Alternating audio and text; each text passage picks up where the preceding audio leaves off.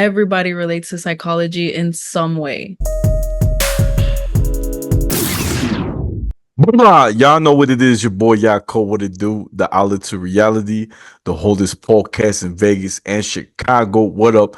This is the place where you want to hide from your drama or maybe hide from your baby mama. Just kidding. Y si tú quieres cambiar tu vida, if you want to change your life, then subscribe. Ching. By the way, guys, I just published my book called Shabbat in Chicago. It's about an audacious single mom who opens her heart and home to 5 adopted kids while embracing her Latino culture while being Jewish. And today we have a very special guest. She's not only my sister, she is one of the closest, my favorite people. And I'm so happy to have her. Give it up for the one and only Sarah. Hi, how are you doing? I'm doing good, girl. I'm so happy you're here. You don't understand how hard it's been. It's been Uh, like 3 months. Forever to get to this point. Yeah. You finally answered my text. I feel better now. You know what I'm saying? So look, I gotta share so the fans get to know us a little bit more. One of my favorite moments growing up is that when you would come over, right? You, your brother, this would be like on a weekday, and you would bring your friends, he would bring his friends, and we would learn some bachata moves and merengue. And I remember bachata was your favorite thing. Every time I did a turn, your face like lit up. Like I could tell you like the spins. And cumbia, you already knew that one. I didn't have to really show you. I could say you were a gangster for that. Uh, and then right. And I got to really test you too when I went to see you in Chicago like a month ago, where we got to dance at Melanie or right Melanie's wedding, right? I was gonna say Melissa, Melanie's. Yeah. And I was like, girl, let me see what you got, and then we Yeah. did. I was like, she got it. I love dancing. I love cumbia. I love all dancing. I just love it. Right. Yeah, I honestly, on the same topic, favorite memory would probably be just on a deeper level, just us talking on the couch in the living room, and we couldn't even notice the time that it went by so fast. We had a lot of good conversations, deep conversations, got to know each other a lot better. Um, Stayed up from like 10 from when we started talking till like 4 in the morning. We didn't even realize it. We didn't even feel tired. So for me, I really like that because it's like, we're not boring. That it's like, oh, when is this conversation gonna end? Or oh, like, oh, I gotta go to sleep. It's no, like, oh, this, and we keep talking, and yeah, I love it. I'm a yapper, so I love talking. Oh man, that was the best. I love it. I love it. No, it's true. I think that when we get to share stuff, I think one thing I have to, pick on is that, you're going to school for psychology. And I think that you and I we see things different that people don't see. If someone's Yeah, too angry or it's like we you catch hints before the storm. yeah, I like that. I like that. I might start using that. Yes, yes. I knew she was smart, y'all. Take notes, take notes. She's smart. I'm telling you. And I think that's really cool because, I told you something that was very deep for me. I was like, every time I'm in class and I'm learning a subject, whether it's psychology or social work, I feel like the stuff I'm learning is for me.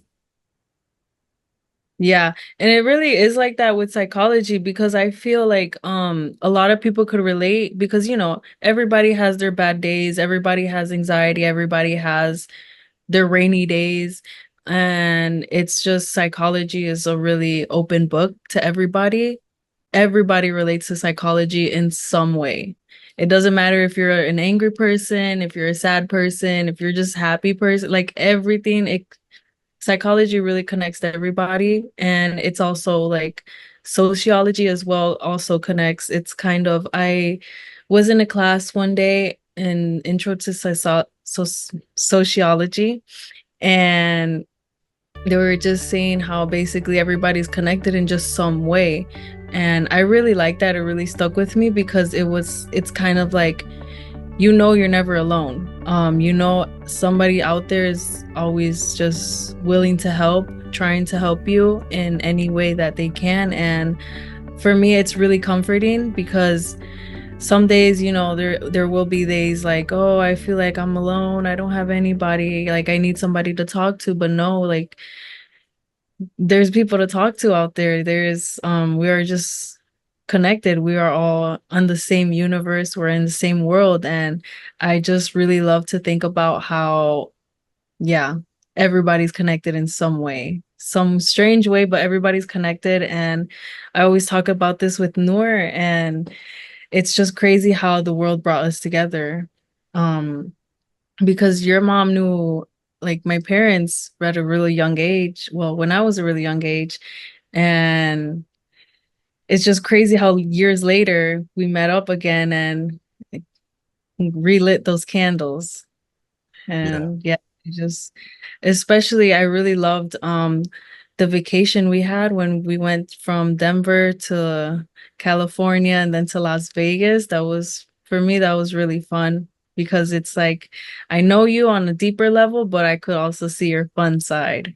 I see you like having fun with us, with Kenny, and I yeah, I'm a real family person. I feel like I really love to be around my family and talk to people. And whenever people come over the house, yeah, I just love staying there and talking. Even if I'm not talking, I just love listening to people. I love just people watching is really interesting to me.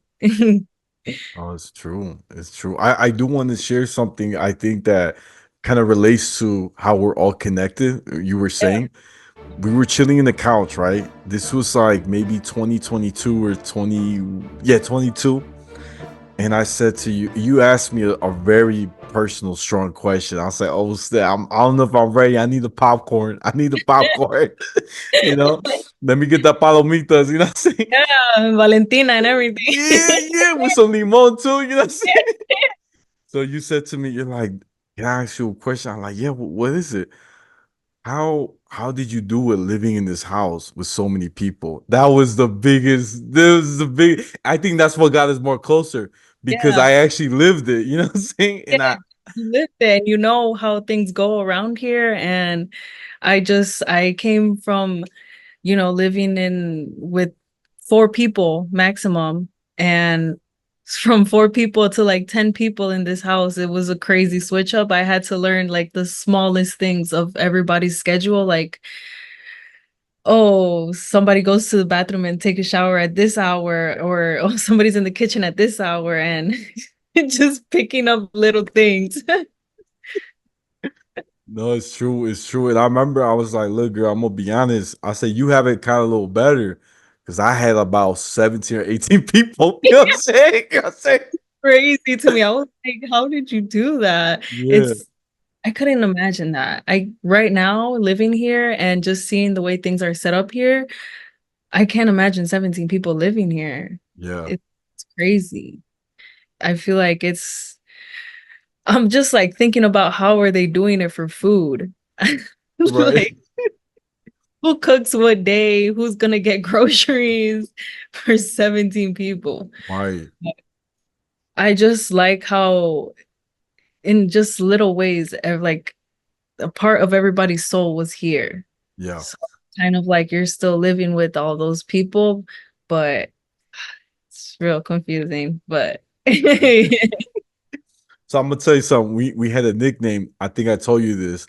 We used to call it Hotel Montalvo because we took any reservations, no appointments, all walk-ins. So if you needed a spot, mighty Maite, we got another person. I need Okay, I need a place to stay. yeah, okay, mija, come. Yeah,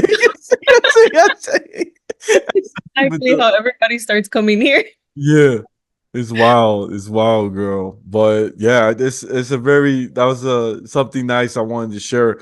And Sarah, I want you to share too a little bit about um, growing up in Chicago, right? The Because I know you grew up in a different side of Chicago than me. You know, I was in Cicero the whole time, but tell me about you. Um, so I was raised in Franklin Park, which is like I want to say 30 minutes out of sight of Chicago.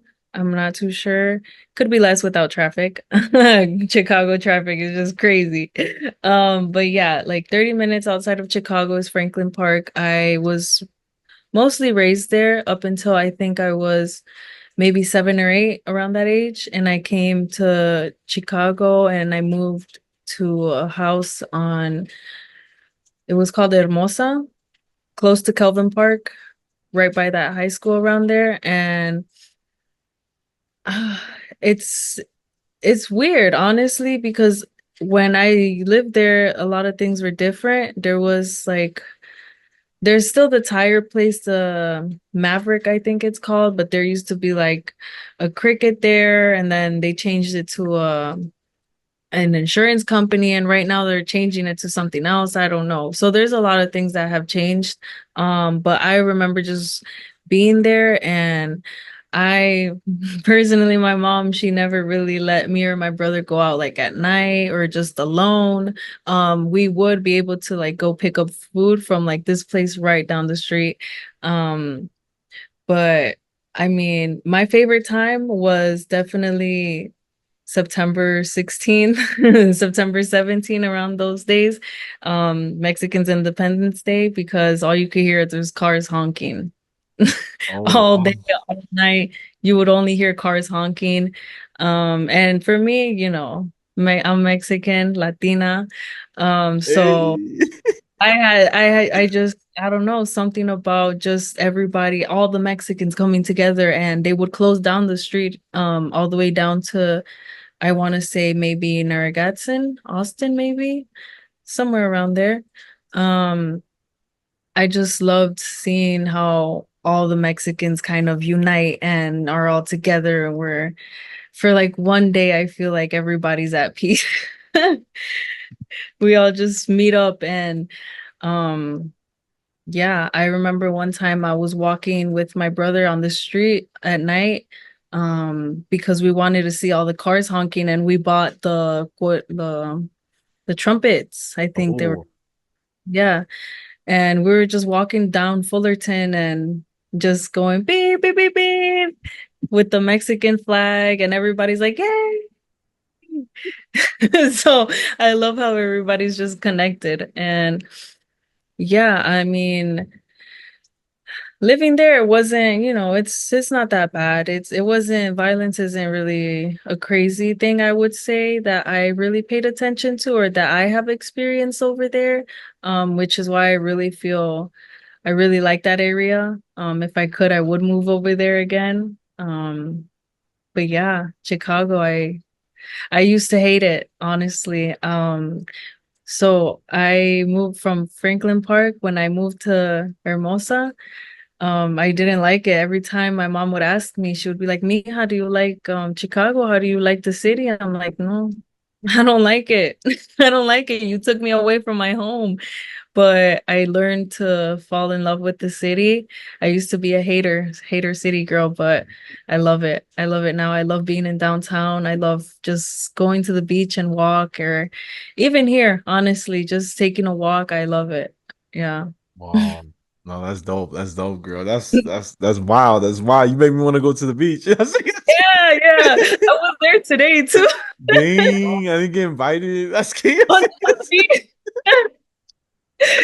It's like Nikki said, let's go to the beach, beach. Oh man. But girl, you gotta tell me this. So look, you and I, we've worked at many jobs, and I'm gonna be honest, I've worked at a restaurant before. And it's crazy. It's a crazy thing. I remember working as a busboy. I was working for my cousin Becky, and it was my first day there. And she just was there for an hour and left me by myself the whole night. I had like five, seven tables all full, and I had to like serve them, clean the dishes, come back, and I had to tell the cook like what I wanted, and some reason in the tablet it wouldn't print out like what's the order. So I had to write it down like in the paper. Oh my God. It was a nightmare, girl. It was the scariest thing. I remember I was calling this girl, right? Yeah. Who I was talking to, I had her on speaker, like, girl, I'm about to quit this job. I got so many tables and so many orders. I'm messing up everything. I remember I gave her some Alfredo salad or something, Alfredo pasta Alfredo. She's like, I didn't order this. I ordered a burger. I was like, damn, damn, I got the burger wrong. I got the burger wrong. I Set said, you want everything the back cheese? Right, and you now. want the cheese? So I went back. I said, hey, look, brother, I messed up that order. You don't have to get that burger. And it was just so crazy because people were waiting longer and longer because it was just Yeah. so many Because orders. everything just gets set back. Once one thing messes up, Yeah, everything just sets back. yeah. So it was wild, girl. But you have the best stories. I gotta be honest with you. I remember we were chilling in the kitchen. You were telling me something that was wild. Like, I mean, you got so many, but please, can you share like one of your favorite ones? You know what I'm saying? Um, so I used to work at McDonald's. Crazy. It was my first job. I was really excited that I had my first job. I feel everybody's excited for a first job. Obviously, nervous, but mostly excited. Paychecks are gonna come in. I'm gonna have to start money. I get money. It's really good. But the one story that really stuck with me at McDonald's was my first Karen. So at this point, I think I've been working there for a few months actually, maybe. And this lady comes through the drive-through. I'm in the back. I'm doing the register. I'm taking orders and taking people's payments. And I'm like, hello, welcome to McDonald's. Like, can I take your order? And she orders, it's all good. It comes out to like I want to say maybe $11. And this lady starts flipping on me. She's like, what? Why is it that expensive? How much is everything? She makes me list every single thing that she got, how much it is. I'm like, okay, this is like, for example, 3.99. This is 180, like little things. And it just accumulates to $11. I don't understand how was that so difficult for the lady. And she was being really difficult. It was I want to say she got a McDouble bundle, which is the McDouble with the small fry, and she also had like a drink or something. I'm not too sure. But yeah, I start listing everything, how much it is, and she is like, "No, you're doing something wrong. That's not how much it is. Last week I came here and it was this much." I'm like, "Okay, well, I'm sorry I don't make the price. I can't. I wish I could help you, but I can't." And she's like, did you just give me attitude? Ooh, My heart dropped. Mind you, this is my first job, my first Karen, and my heart drops. I'm like, I know I was not talking to you in attitude. It was unintentional. I'm sorry, but there's nothing I could do about the price. What do you want me to do about it? Trying to fix it. And it's McDonald's, it's busy. Um, so I'm trying to get people moving. I'm trying to get this car going because we have the times that we have to look for. Um, which, fast food. You're trying to be fast, and this lady's setting everything back like the order. You had to yeah. write it. um it was, yeah, just difficult. And she ended up paying, but I mean, honestly, I think she was just projecting being broke maybe, because she had her money in an envelope, and I was nosy. I'm looking. She had only singles and like a few coins in there, and she hands me like a $5 bill and she gives me the rest in change. So I was there counting the change. I was trying to, speed it up, but she was like, "Can you hurry up? Whoa. Lady, you gave me like a bunch of coins to count. I'm not like a coin star machine. I can't I can't do it that fast." Anyway, take her transaction, give her change, her receipt, and everything. She leaves. In the second window, when they give down the food and everything, um, apparently I wasn't there. I'm in the back, and my coworker tells me, "Hey, that lady was talking smack about you." And I'm like, well, what did she say? She was like, oh, she said that you gave her attitude and that it was the wrong order and she wanted everything free. And I'm like, well, I mean, I don't know what to tell you. You guys could believe what you guys want, but I didn't give her attitude. The only thing I told her was, I don't make the prices. I'm not Ronald McDonald. I can't make the prices. I wish I could. I wish I could go back to when the McChicken was like $1. Now they're $3, I think. Um, yeah, that was, I don't know. Se me fue, I just kind of forgot about it. I was like, okay, that was a weird interaction with that lady, but I'm not gonna let it, push me down. She's not the owner, she's not the manager, so she can't tell me if I'm working right or wrong. Right. I didn't really care what she said anyway. You a gangster for that. I gotta give you props. You a gangster.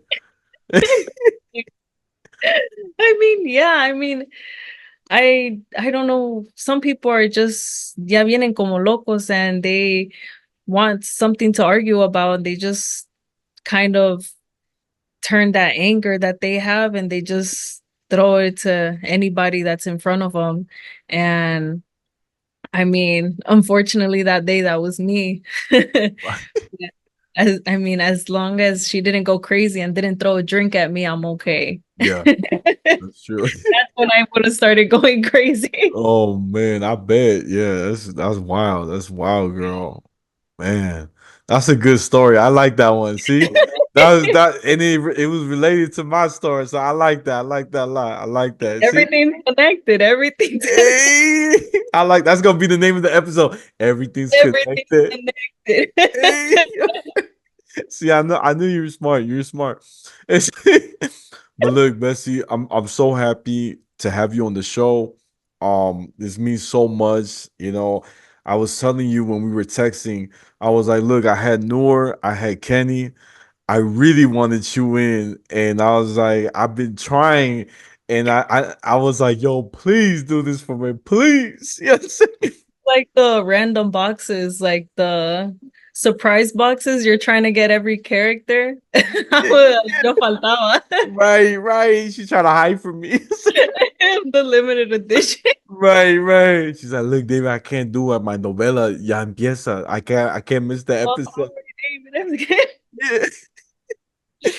Yeah, Oh I man. mean, last year was I don't know. I don't know what I was going through that year, but it was a lot to handle and I don't know. It was just mostly nerves of being on the camera and not knowing how to talk and I feel like I'm doing a little bit better. Um, but yeah, I'm really glad to be here talking to you. Thank you, thank you. Me too. My heart, my heart. Yes. But look, I want to tell everybody, guys, this is the Outlet to Reality, the holdest podcast in Vegas and Chicago every Tuesday. Don't forget to like, share, comment, and subscribe. Choo choo. Y'all know where to find me. I'm on Instagram, YouTube, Spotify, the Outlet to Reality. My Snapchat's Take One Pass It, and my TikTok is at Yaakov28. And Sarah, where can my fans find you if they want to find you? Yes. I usually use Instagram. It's wtvyaya. Oh, Oh, that's it. nice I and don't short.